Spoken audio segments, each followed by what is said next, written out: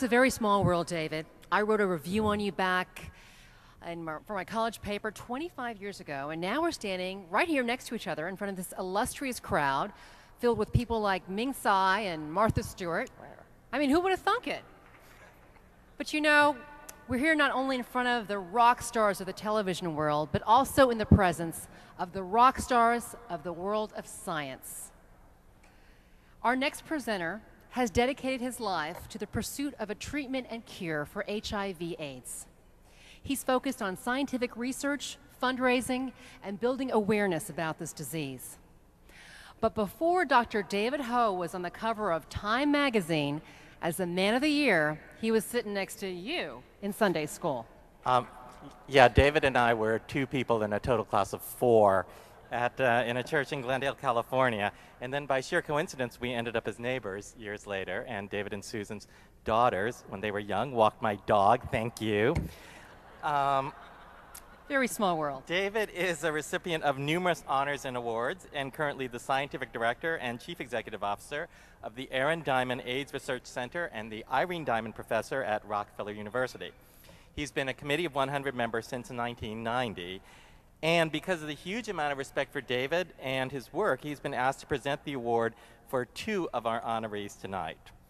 And also, Cynthia has a crush on him. So, please welcome someone who always beat me and whooped me in church basketball, Dr. David Ho.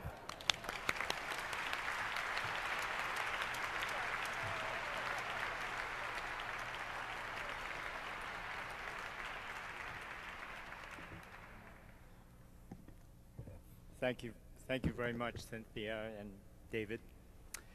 Good evening, friends, ladies and gentlemen. I'm doing double duty tonight, and it's a real pleasure to honor 2 friends. The first of whom is Walter Wang, shown here. He, to the committee, he's one of our own, and everyone would consider him a friend. To me, he's the endearing little brother. As you know, he's the president and CEO of GM Manufacturing, one of the world's largest producer of PVC pipes. You might wonder why he's in that line of business. Because his family was in that line of business. But Walter actually graduated from Berkeley. And there's a link between Berkeley and plastics. Some of you might remember that young character played by the young Dustin Hoffman in 1967. And Berkeley played a prominent role. And the advice given to that character was go into plastics. And Walter most certainly did.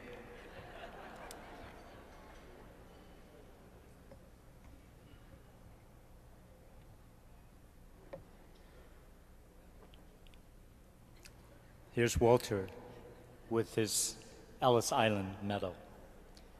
But Walter is strongly supported by his incomparable wife, Shirley,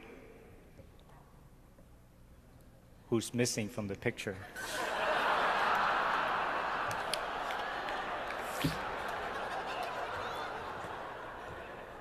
No, they're going way ahead here.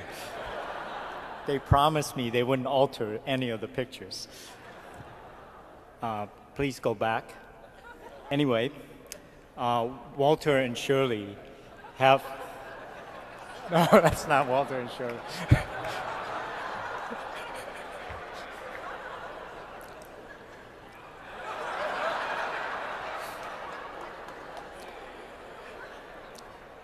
I'm not a very good comedian.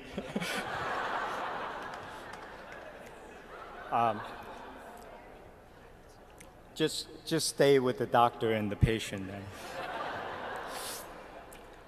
They have a way of making people happy and those around them come alive. And I think many in the audience would attest to that. They're also great philanthropists, having initiated at least 15 initiatives. Of course, they're major supporters of the Committee of 100, the Red Cross 9/11 Fund, the relief efforts for the tsunami and Katrina.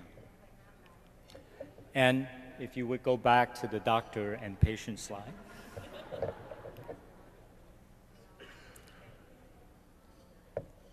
Slow reaction tonight.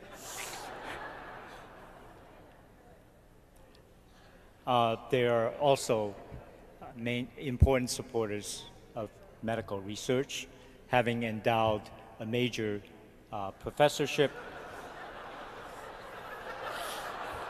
Lucy, this is going to happen to you too. They're having endowed a pediatric surgery professorship at Cedars-Sinai Medical Center, and they're our first major supporter of the China AIDS Initiative. But Walter and Shirley have also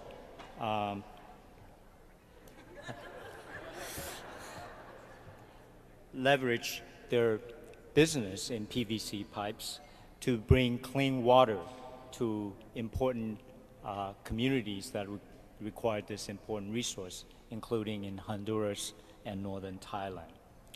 And if you would just go back one slide to show that they were the largest supporter of Bill Moyer's documentary series on Chinese Americans. It was called Becoming American, the Chinese Experience.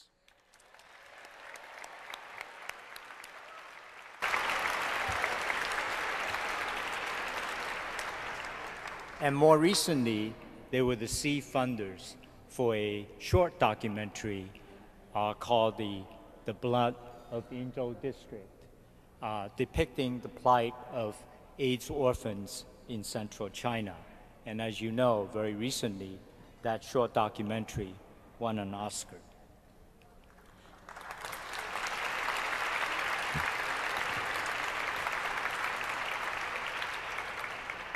But there's a very personal side to Walter, as you know. He's a wonderful father and husband, and he's a great friend to many of us. Now,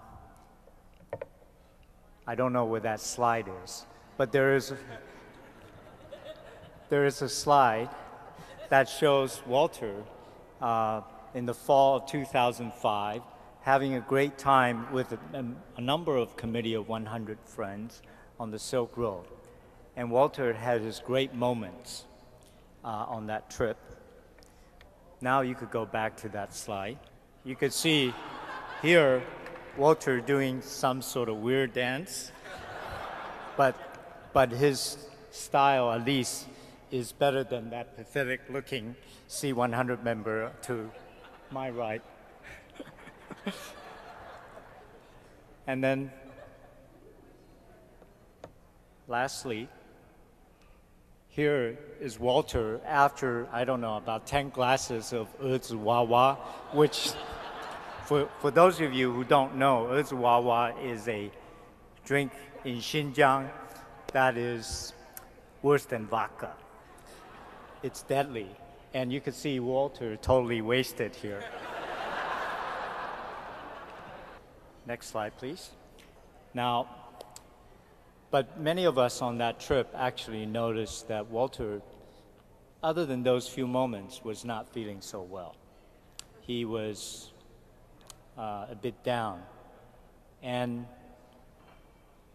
I do have his permission to tell this story. Afterwards, when he came back to the US, he, his family, and all of us were devastated and shocked to find out that he had late-stage cancer.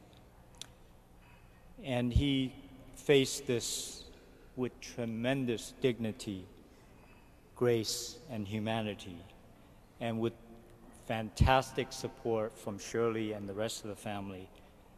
He dealt with it swiftly, with great deal of tenacity, unparalleled determination, as he underwent chemotherapy and radiation, guided by his religion, supported by an incredible, incomparable Shirley Wang. I'm happy to report that he's well now, trim and fit with a waistline of 28, while my own is going in the opposite direction. Well, Walter, we welcome you back to good health. We recognize you for your success. We thank you for your generosity. We admire you for your courage, and we cherish you for your friendship.